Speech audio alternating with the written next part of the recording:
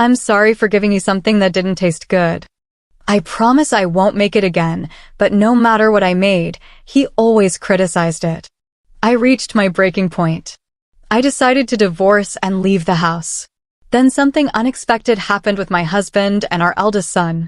When a woman gets married, she's often not called by her first name anymore. My name is Sarah, but at work and in the neighborhood, I'm known as Miss Taylor. Even at the daycare and school, I'm called that. I would be okay if my husband called me by my first name, but he only refers to me as Hey. From the beginning of our marriage, and even now at 50, I always called him Edward, but it seems he doesn't get the hint. Edward is 3 years older than me, making him 53. He works for a transportation company and used to deliver goods to the deli where I work. The friendly Edward started chatting with me, a store clerk, and we became close. Our meeting was quite romantic, but married life wasn't like a fairy tale. Edward, using work as an excuse, never helped with household chores, even though I'm a full-time worker at the deli. It's not like I'm a stay-at-home mom. We had our eldest son, Max. Edward hardly ever helped raise him. Men get praised just for playing catch with their kids, but women work from dawn till dusk and still aren't exempt from household duties, nor do they get any praise. Isn't society's expectation that mothers should naturally take care of their children oppressive to women? Max was a good kid until high school, but after joining the workforce, he became sarcastic. Especially in the last 2 years, since he joined his current company, he's been coming home late and doesn't listen to me at all. But for some reason, he and Edward get along really well. Sometimes they even mock me together. Max, what kind of job are you doing right now? I asked. I work for an ID company. There are many types of ID companies, right? Why bother explaining? You wouldn't get it anyway, he replied with a smirk, seeming annoyed to talk with me. Maybe at 25, Max doesn't feel like explaining his job in detail to his mom. Sometimes I get so mad at him, it scares me. Am I lacking maternal instincts? There's a term called unconditional love. When Max was a baby, I felt that intense love for him. Looking at his cute sleeping face, I felt I could do anything for him. But now, seeing the sarcastic man Max has become, my unconditional love wavers. I find myself expecting something in return for the love I give, both from Edward and Max's 26 years of marriage. Every day is filled with sighs, and I can't say I have been happy. About 2 years ago, Edward and Max started teaming up to criticize my cooking. I don't think my cooking skills suddenly dropped, and I don't remember cutting corners. I always consider nutritional balance, try to save every penny at a supermarket, and take into account Edward and Max's favorite dishes. Planning daily meals is hard enough, but having my hard work criticized is honestly disheartening. Tonight, I made Edward's favorite Chinese stir-fry. I thought he would be pleased. Edward yelled, "What is this? Is it not good? It's too salty. You said it was too bland yesterday." Then Edward pointed accusingly at me. "Can't you find a middle ground? It's always one extreme or the other with you." Yet he continued to eat, viciously exaggerating, leaning back, and shouting, "So salty." Max just ate silently. How about you, Max? Frequent outings to upscale restaurants in Akasaka and Ginza with my boss have turned me into a gourmet. Everything tastes exquisite to me now. But I can't help but worry about any woman who might marry such a sarcastic man, even if he is my own son. Amidst Edward's continued complaints about the savoriness of the meal, he finished his food, and so did Max, leaving me feeling stressed. Deciding to relieve some tension on my day off, I opted to grab a meal with my best friend, Princess. Like me, Princess is 50 and went through a divorce 2 years ago. Her ex-husband never lifted a finger around the house, but had the audacity to point out a dirty window and some dust. Princess snapped, telling me she once whacked him on the head with a hanger. Talk about gutsy. As we discussed Edward and Max, Princess's anger flared as if it were her own issue. "Why don't you just tell him to cook for himself and hit him with a frying pan?" she suggested, only half-jokingly. "I can't say that," I replied, envisioning Edward stubbornly insisting on cooking, me potentially realizing the challenges of the kitchen. "I wouldn't dare eat anything Edward cooked," I admitted, voicing a genuine concern. Since becoming single, I've noticed a surge in popularity at work. It's your life, you know. Are you living just for your husband or kids? Julia questioned, her confidence radiating. You're only 50, Sarah. I'm already 50. Don't give up because of age. 50 is when life truly begins. Her words resonated deeply. Male colleagues frequently asked me out for dinner, perhaps because I'm now single. If a guy is single too, there's no issue. Princess, with her radiant aura, embodies confidence and positivity. She is the ideal mother and wife, someone who puts her kids first, husband second, and herself last. I pondered aloud whether it's right or not. Society's norms aren't always correct. Princess remarked, before being a mother or a wife, you are an individual. Life's more fun when you live for yourself. Her insight caught me off guard. You're intense, Princess, I chuckled. Don't call me intense. I'm just normal, she retorted. Dinner time is always tense for me. In most households, dinner time is a moment of family bonding and happiness. My disappointment welled up as I tried to hold back my emotions, realizing that even Max's favorite curry rice couldn't escape Edward's criticism. I turned to Max, asking tentatively, is it too sweet for you? I prefer spicy or medium spicy. But more importantly, I know this amazing curry place. It didn't seem fair to compare a home-cooked meal to a dish from a Michelin-starred chef. Cooking wasn't just about hearing Edward's harsh words and Max's sarcastic comments without considering my feelings. Edward sighed. Oh, my mom's curry rice was the best, just like home. I wanted to suggest he have his mother cook for him every day, but I held back, fearing it would only escalate the arguments. While assisting the customer at work, my manager, Mr. Peter, complimented me. Mrs. Taylor, your customer service is always so cheerful and genuine. It's great, really. Thank you so much. His words had power. Even a single compliment could lift spirits. Customer service was crucial. Pleasant staff encouraged customers to return. Despite each deli claiming unique offerings, they all seemed to sell similar items. Naturally, if prices were the same, people preferred the store with better customer service. Mr. Peter, 54 and single, didn't seem divorced, nor did he appear against marriage. Standing tall at 6 feet, he was a dapper gentleman and quite the charmer, especially among the younger female staff. Being single in your 50s didn't mean you weren't attractive. Perhaps his standards were sky high, or maybe he had a passionate love affair when he was younger and couldn't forget it. His mysterious aura only fueled rumors, making him more intriguing to the ladies. Mr. Peter treated me, a 50-year-old, with the same kindness he showed to women in their 20s. Such a gentleman. I couldn't help but wonder how Edward and Max behaved at work. If Max made snide remarks to his colleagues like he did at home, he would definitely be the talk of the office. I worried about Edward, especially during the dreaded dinner time. Edward and Max were engrossed in watching TV. It was a show featuring family restaurant staff showcasing their best dishes, judged by renowned chefs. As I casually watched, Edward chimed in, Doug, have you ever thought of going on the show? Why would you fail everyone? Max joined in, laughing at his father's joke. They would probably say, are you trying to kill me with this? And throw a rejection card at you. That's just too much. So, should we order pizza tonight? I suggested, hoping to steer the conversation away from criticism. Pizza? I'm in the mood for a hamburger steak, taqueo from the family restaurant. Seeing my rare defiance, Edward's expression changed. What's with the attitude? Even I have my limits, you know. Max laughed along with his father, singing, I Want You Back in full chorus. I wasn't amused. What's, I want you back? Did you know anything? As they continued to have their fun, I felt left out and lonely.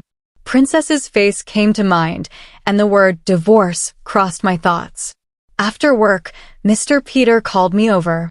Sarah, sorry, Mrs. Taylor, he corrected himself. I smiled at him, saying, if you want to call me that, it's fine. For a moment, a forgotten thrill washed over me as a love song played in the background of my mind. But I quickly dismissed it. Life isn't that sweet. It rarely goes as planned or expected. Mr. Peter wanted to discuss work, not dinner. Actually, there's talk of our store making a TV appearance. It's a show where family restaurants and delis showcase their signature dishes, and a chef judges them. I know it. My husband and son watch it regularly. The theme is lunch combos, and there will be an internal tasting session to determine who represents the store on TV. We're thinking of having you, Sarah, represent us. I was taken aback and immediately declined. My husband and son criticize my cooking every day, I explained. Mr. Peter pondered for a moment. Do they leave food on their plates? No, they always finish it, I replied. I have a friend who, no matter how good the restaurant, always says, "You're satisfied with this?" I know better places, really. Maybe Edward and Max are like that. We need someone like you who cooks daily. Would you consider creating a menu for us? The responsibility was immense, and I hesitated, but part of me wanted to try. I wanted feedback from people other than Edward and Max. Taking the challenge seriously, I crafted a lunch combo. The company's top executives tasted it and unanimously approved my dish. While my colleagues were thrilled, I felt a mix of shock and resentment towards Edward and Max. Despite their daily criticisms, everyone else loved my dish. I couldn't understand why they would belittle my cooking. Was it just for fun? Furious, I left work early and stopped by the city office. I didn't tell Edward and Max about my selection for the TV show. Tonight's dish was shrimp scampi. For some reason, there were 2 cards on the table labeled pass and fail. After tasting a shrimp, Edward and Max exchanged glances and simultaneously raised the fail card.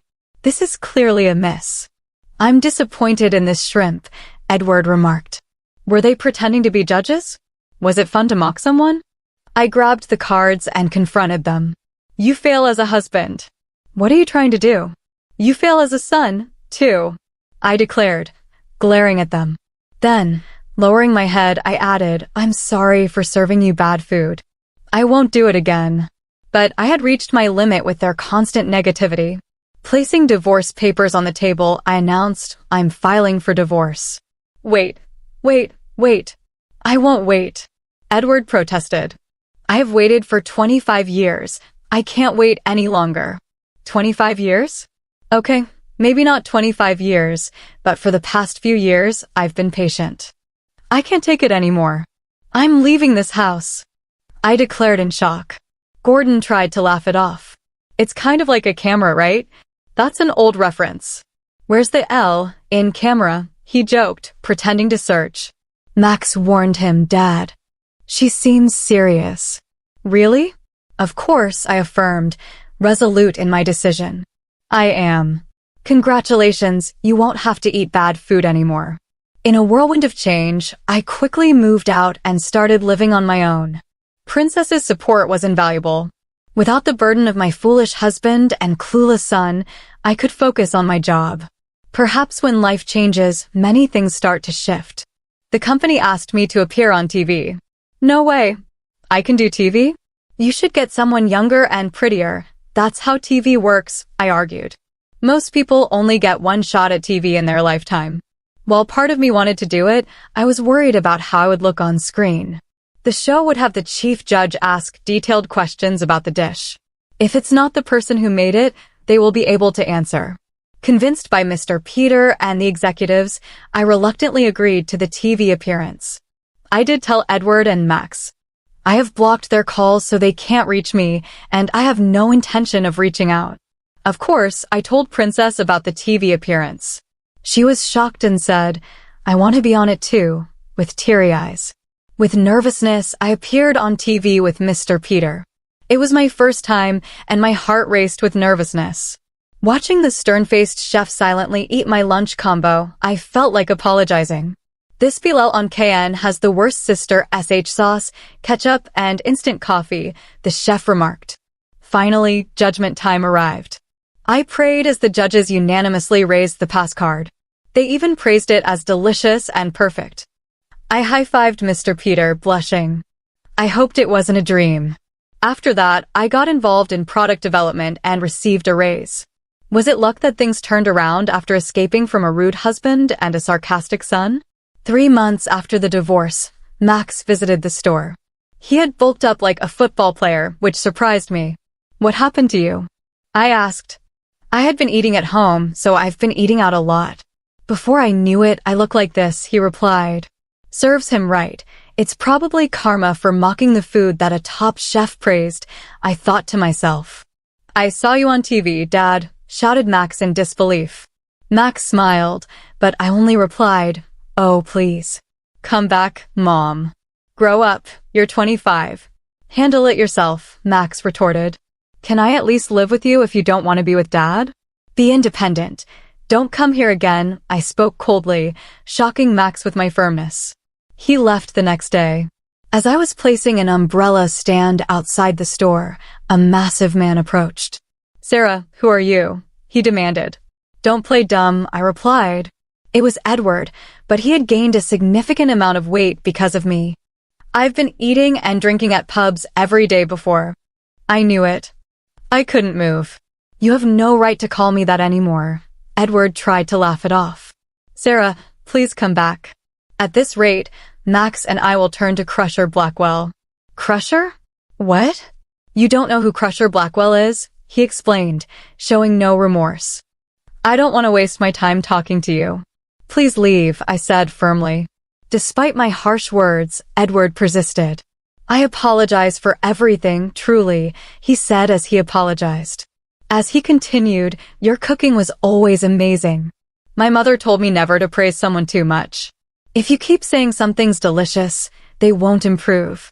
"Wait, where are you going?" he called out as I retreated into the store. To my surprise, he followed me in. We were in the middle of a conversation, he protested. "I have nothing more to say. If he persists, I'll call the police," I warned him. "The police?" Edward looked around dramatically. "Why bring the police into a marital issue? We're not married anymore. Just give me one more chance. Please, please leave," I insisted. Suddenly, Mr. Peter emerged from the back. "I have called the police. Maybe you should leave," he suggested to Edward. "Who are you?" Edward demanded. "I'm the manager of the store. Why are you intervening in a marital dispute?" "We are not a couple," Mr. Peter clarified, gesturing between Edward and me. "I get it now. Is that why you divorced? Are you two together?" "Enough." His rude insinuation infuriated me. "What nonsense are you spouting?" "I won't tolerate it," I snapped. "Is it true? Is that why you're so upset?"